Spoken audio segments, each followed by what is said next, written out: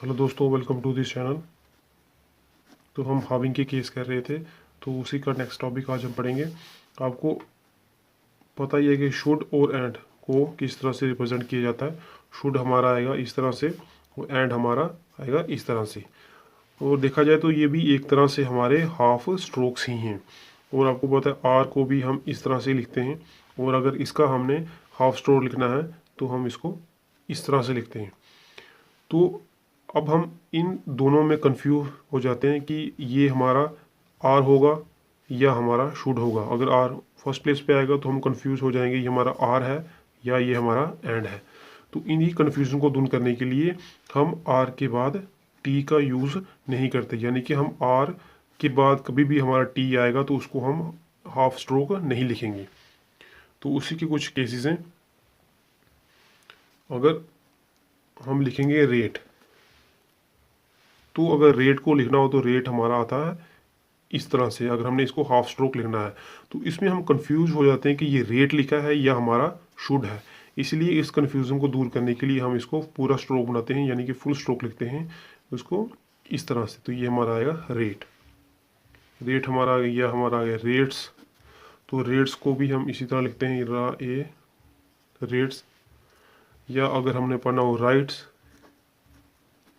तो right are के बाद हमारा टी यूज़ हुआ है तो इसमें वो कंफ्यूज हो जाते हैं, इसलिए हम इसको फुल स्ट्रोक लिखते हैं। तो ये हमारा आएगा राइट्स। इस तरह से हमारा राइट्स आएगा। अगर हमने लिखना हो राइट या हमने लिखना हो रूट, तो उनको भी हम फुल स्ट्रोक लिखते हैं। कभी भी आर के बाद टी आएगा या डी आएगा। तो राइट हमारा आ गया इस तरह से। रूट हमारा आ गया ये रा थर्ड प्लेस है तो ये हमारा बन गया रूट। तो आपने याद रखना कि आर के बाद कभी भी टी यूज़ होगा तो कन्फ्यूज़न के लिए उसमें हम कंफ्यूज हो जाते हैं कि वो शुड होगा या एंड होगा। जैसे ये हमारा है राइट, ये फर्स्ट फॉर्म में अगर इसको हम लिखेंगे हाफ स्ट्रोक तो ये हमारा बनेगा इस तरह से राइट। तो ये हम कंफ्यूज हो जाएंगे राइट है या ये हमारा एंड है। तो इन्हीं केसेस को दूर करने के लिए, कन्फ्यूजन को दूर करने के लिए हम फुल स्ट्रोक लिखते हैं कभी भी आर के बाद हमारा टी आएगा तो।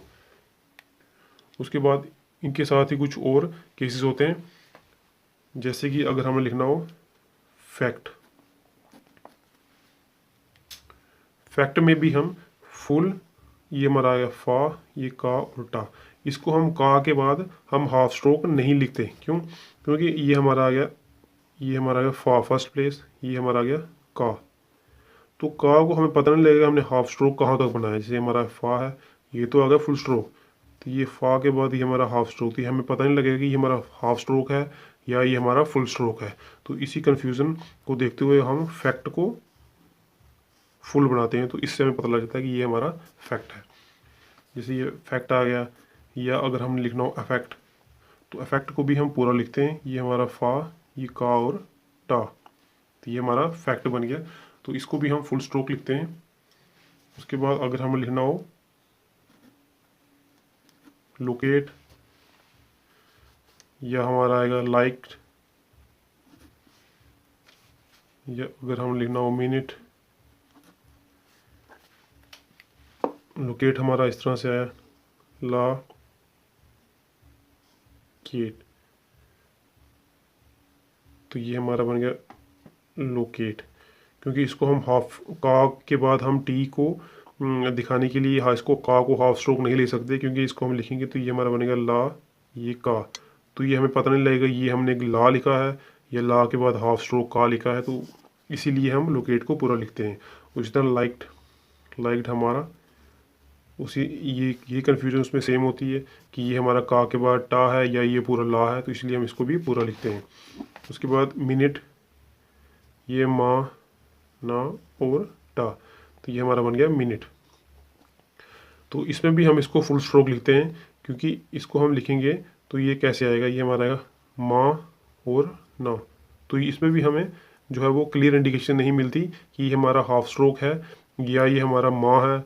तो ये इसमें हम पता नहीं लगता, तो इसीलिए हम इसको भी फुल स्ट्रोक ही बनाते हैं। उसके बाद एक हमारा लास्ट का रूल रह गया है। तो इसमें अगर हमारा जो भी लास्ट का कोई भी टी होगा या डी होगा, उसके बाद कोई भी वॉवल आएगा, तो उस केस में भी हम जो है अपना हाफ स्ट्रोक नहीं लिखते, हम उस केस में भी हम फुल स्ट्रोक ही लिखते हैं। जैसे अगर हमने लिखना हो पिट, या हमारा आ गया पिटी। पिट को अगर हमने लिखना होगा तो हम पिट को इस तरह से लिखेंगे पिट। लेकिन टा के बाद कभी भी वॉवल आएगा, जैसे इस केस में वॉवल यूज़ हुआ है तो उस केस में हम जो है हाफ स्ट्रोक नहीं लिखेंगे, हम फुल स्ट्रोक लिखेंगे। जैसे हमारा ये पा और टा, ये हमारा बन गया पीटी। तो ये आई होप कि ये एग्जांपल आपको समझ में आई होगी।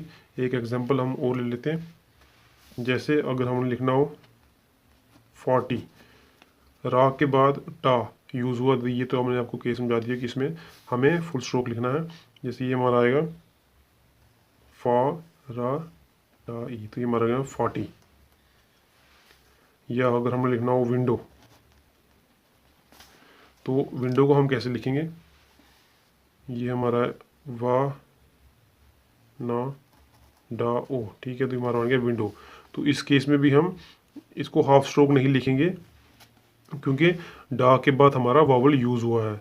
तो इसको भी हम इस तरह से विंडो नहीं लिख सकते। उस केस में लिखेंगे अगर हमारा लास्ट में वावल यूज़ नहीं होगा। तो ये हमारा ओ लास्ट में वावल यूज़ हुआ है, इसलिए हमें इस स्ट्रोक को पूरा लिखना है।